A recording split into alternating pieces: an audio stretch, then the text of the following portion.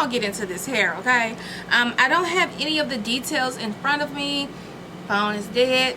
So I will make sure I have the details on this wig below in the description bar. So I'm just going to try to go off of what I see and what I experienced throughout putting on this wig and kind of give you guys a little bit more insight on this hair.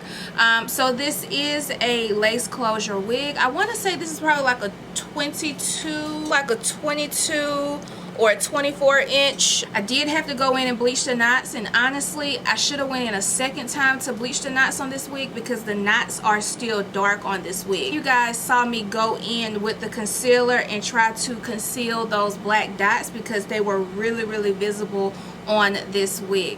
Now this wig did not come with a pre-plucked hairline. Well, this hair came with a somewhat pre-plucked hairline. I would say about an inch of the lace was pre-plucked, which really wasn't nothing. I definitely should have went in a lot more and plucked the hairline on this wig, but because of the color of this wig, I just really didn't want to overdo it. So that's why I only just went with like the baby hairs in the front, and I actually like how it turned out. This is just a close-up of the lace so you guys can see how the wig actually looks.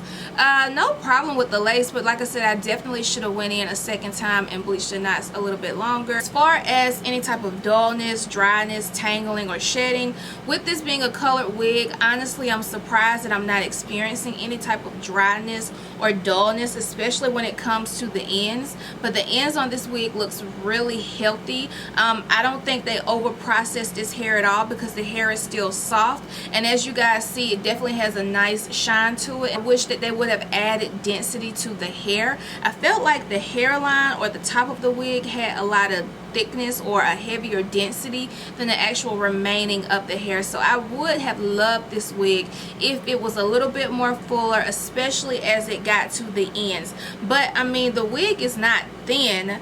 I just know that the top of the hair had a lot more density compared to the rest of the hair. As you can see, the base of the hair is more so like a chocolate brown. It's not black, which I think actually looks good with blonde ombre hair. It's like a darker chocolate base instead of doing like black hair. Okay, so if you are interested in purchasing this wig or you want more information on this wig, definitely make sure you check out the description bar because it will have all the details about this wig. I gave you guys what I felt like this wig was, but the actual details of this wig will be below in the description bar. So yeah, I'm about to head out to the store, so I will see you guys in the next video.